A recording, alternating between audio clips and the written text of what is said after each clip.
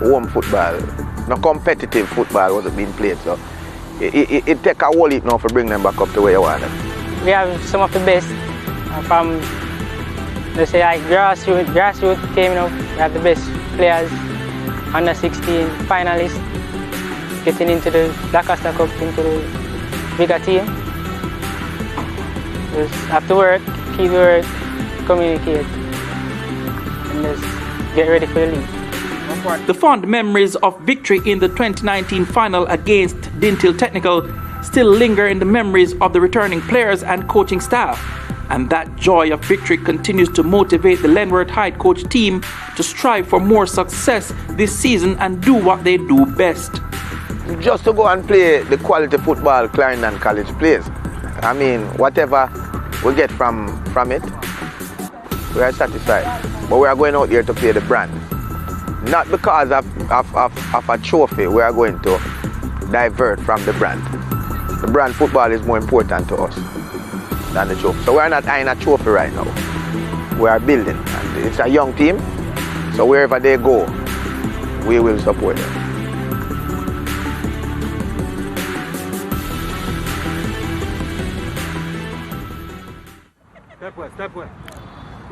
I'm okay here? Okay. We are now joined here by the Custer Cup chairman, Mr. Linvern Wright. Thank you for joining us today, Mr. Wright. You're welcome.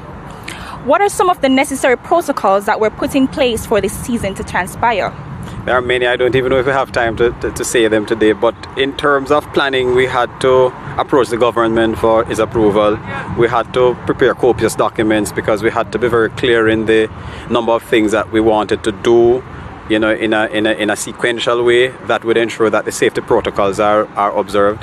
A number of things that we have done. Teams have, for example, COVID protocol officers. At venues we have COVID compliance officers, and many of those things, in fact, the focus is on safety, so that the football side of things, the technical side of things, we have that part already from before now, but the new dimension is COVID. Okay, how confident are you that the games will go smoothly this season with so much changes and the potential health risks attached? Well, we are confident in our planning. There are some things that we have no control over, but one of the things we have is a game without spectators. Difficult thing because, you know, people would want to come. We have done enough in terms of public relations, we think, to appeal to people. We have asked players, we have spoken to the coaches, we have had meetings at different levels with principals of schools. So that's the area that we want to be most cautious about in terms of the expectations. What we want to do is to see how our games go, and we tweak and do what we have to do in terms of the planning to ensure that it continues. Yes, and I'm sure we're happy to be here. So the number of the Custer Cup teams have been cut from 85 to 52. What were some of the reasons behind this? Well, many schools would normally have planned their Custer Cup and finance it around their tuck shops. Without students, they wouldn't have any clientele to support tuck shops. So it's a difficult thing for them to really finance their teams. There are some schools that are a little more lucky where the past students are, you know, helping. So it's a little better, and maybe some schools really had planned to ensure that they get into the competition. So essentially, the reason is really finance from many persons. Okay, thank you, Mr. Wright, and all the best. Right now, we're going to see a team feature with Edwin Allen High. After dominating the high school track and field season this year, Edwin Allen will be hoping to replicate their championship season, this time on the football field, as the Clarendon-based school tried to shrug off the tag of being a first-round football outfit. Edwin Allen has not progressed to the second round of the Custer Cup since 2014, and the Tafari Burton coach side believes the pandemic has brought about its challenges. However, there is a renewed focus at the institution with new goals and aspirations in sight. You enter in the competition to win, and as a coach you have to look at where you're coming from. You understand? And this is why we love the sport. You know, no team is unbeatable. No team is unbeatable. Give credit where it is due. They're the defending champions, and it must be something good that they did to be the defending champions. And playing at Clarendon College, we all know that, hey, technically, tactically, they're going to be, you know, a challenge, right? But we have to always find ways to counteract that as well, right? We'll not behave as if, you know, we are better than them because we haven't played them for this season as yet, right? But when we play them, we're not going to lay down. for them to walk on us, we're going to put up that challenge. With a new format this year, Edwin Allen will face stiff challenge from some of the competition's most decorated schools, including defending champions Clarendon College, which the school has not beaten since 2013. You know, we'll try to take it step by step. You know, as we reach a bridge, we try and cross it, you understand, and plan for whoever we have next. You understand? They will all bring a challenge, we all know that, but Edwin Allen comes with its own challenge as well. With 7 points from 6 games in their last campaign, the returning players from Edwin Allen are adamant that this new season will bring new fortunes, with the focus being Operation Second Round. Those years that I've never advanced to second round, that those years have been a motivation for us to go forward this season.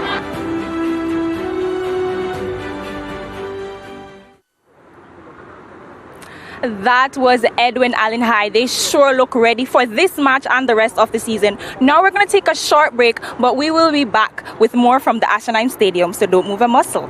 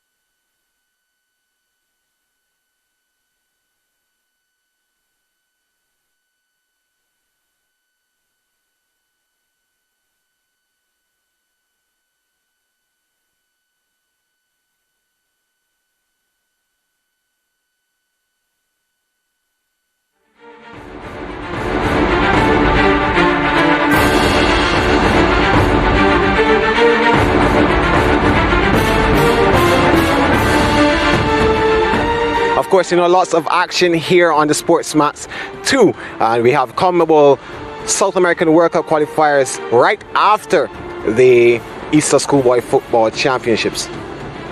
Let's see who's playing. We have Uruguay, who's in 6th place, coming up against Argentina, who is in 2nd, and just 2 games away from qualifying for the World Cup. Thank you so much, Gerard. I'm looking forward to watching that match later on. We have so much more in store for you today, but right now we're going to turn over to our commentary team of Chris Taylor and Donna Oliver. But first, Donna Oliver. Thank you very much, Cody Ann. Yep, the teams are ready as we prepare for opening day here. And of course, COVID protocols are very much in place, strict protocols as well. And of course, they would have been in place before the start of this competition or these competitions. And the teams would have had to have been vaccinated. It was a must to take part in the Manning and the Costa Cups as well. And of course, a number of teams not taking part this year, and the Manning Cup in particular has been cut as well by about 50%. Just 22 teams will take part in 3 groups, and as far as the Costa Cup is concerned, 52 teams, down from 85 in 2019. So yeah, it's a tight competition, and as I said before, lots happening behind the scenes to make sure that the competition goes ahead smoothly. It's expected to end in the new year on the 29th of January. But yeah, strict protocols as far as vaccinations are concerned, Chris. Yeah, very important from a COVID-19 perspective that everybody remains safe, and this will be somewhat of a guinea pig season just to see how it goes.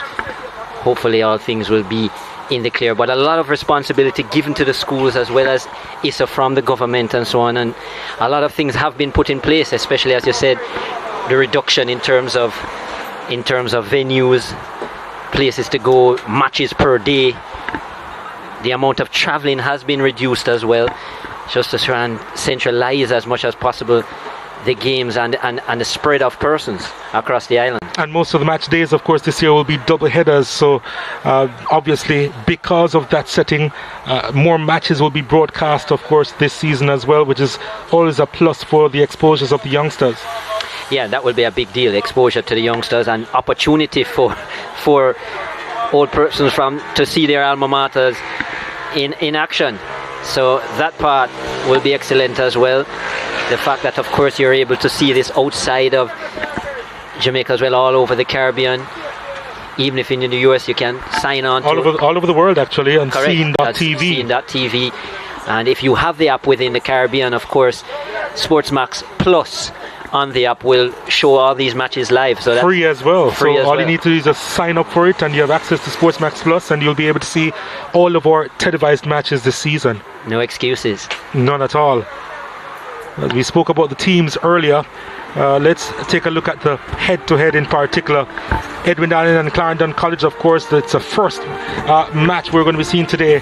And it's fair to say that Clarendon College, they've dominated this fixture over the last decade or so.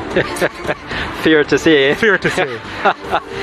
Yes, certainly. But in the last season, 2019, 2 years ago, Edwin Allen were close. It was a competitive game, 2 games in fact, and Clarendon College still got the better of them by the odd goal, but not that kind of disparity in terms of the scoreline that we have seen throughout the years between these two teams.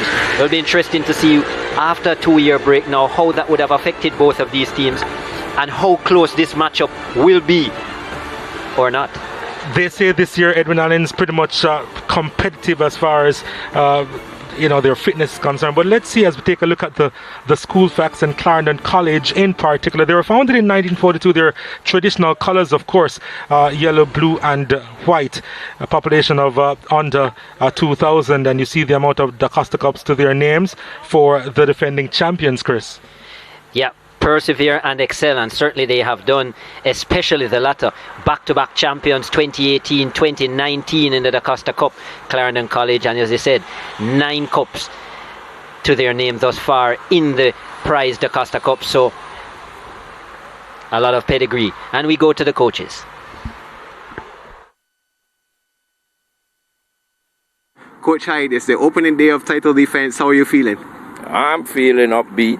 I'm happy for the boys that they can start play again. That is the most important thing for me right now. Yeah. How are the players feeling? Yeah, they are excited, enthusiastic, raring to go. with COVID, did you have any challenges in terms of training or anything? Yeah, man, it set us back. We didn't have a proper pre-season. We did have the camp that we normally have, but we make do with what we have. We have the under 16 players from 2019, so they are 18 now, 17. So we try to keep that unit together. Are there any players that you're expecting to make a big impact in this tournament? You choose that player after the game. All right, I don't have no star. They will pop up today.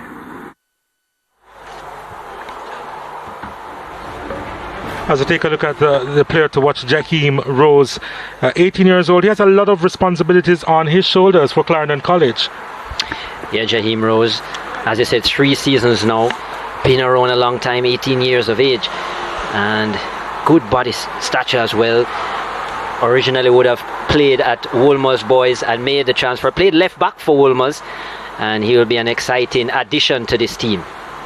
As you take a look at Edwin Allen, of course, in Jamaica, they're renowned for their track program, especially on the girls' side. They were founded in 1964, of course, their traditional blue and white colours, and still to win the Dacosta Cup.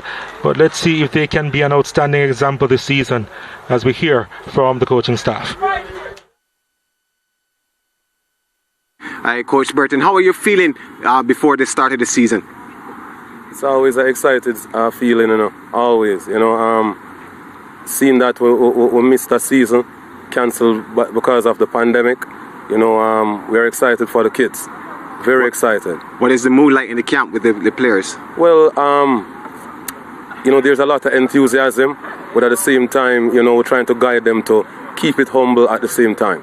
Yeah. Because, we can't start celebrating before the competition even starts. We just have to, keep that enthusiasm a bit humble.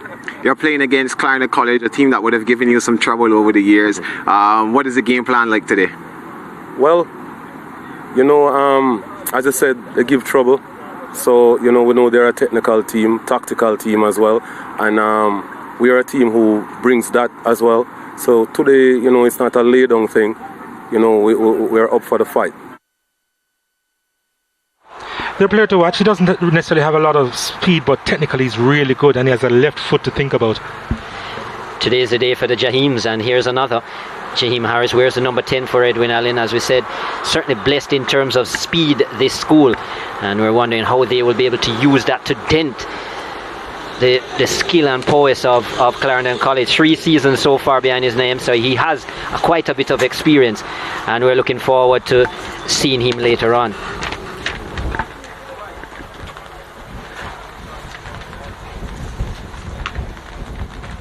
We'll take a short break, back with more after this.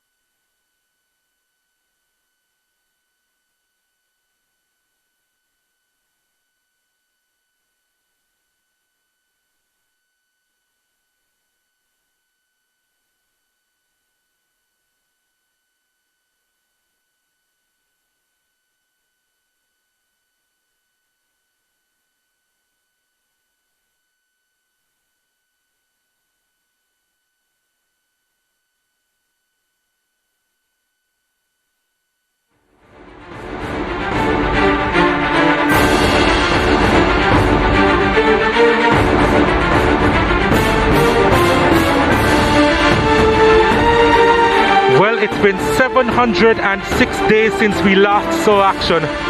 101 weeks since we saw the sunset of the 2019 season. 2020 was cancelled, but right now we have 2021 on show.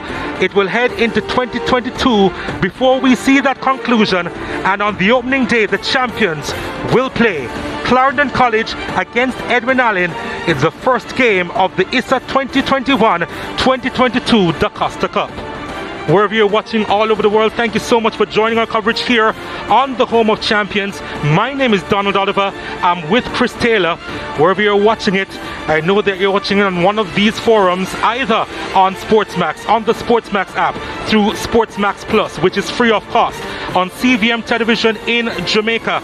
And of course, if you're in the diaspora, we're watching on CEEN TV, and in particular on the website CEEN.tv, as well as our social media pages on YouTube in particular. And I tell you what, Chris, the teams are ready. Ready and raring to go. Exciting encounter, one that Clarendon College, as we said, have dominated. Last 15 encounters, they have won 13 of them, Clarendon College. And the last victory for Edwin Allen would have come in 2013, a 3-0 victory away at Clarendon College for Edwin Allen. That's the last time they tasted victory over their rivals. A draw in 2015, 0-0 was the only other result favourable to Edwin Allen. And I wonder what they will bring today in their light blues. But so great to be here finally for schoolboy football. As you said, 2 years since we've been able to have schoolboy football, missed the entire part of 2020. And it's great to see that government, schools and all on sundries have been able to put together this package and to get things started again for these youngsters. The Edwin Allen's team that you spoke of, there they are in the light blues, reminiscent of what you'd see from the likes of St. George's College. It is their first time, I believe, on a television broadcast, Edwin Allen High, and of course they are eager to impress. Of course, Clarendon College in their traditional blue and yellow outfit, although this is not the uniform we usually see from them. It's slightly different this time around, but their colors, of course, cannot be mistaken.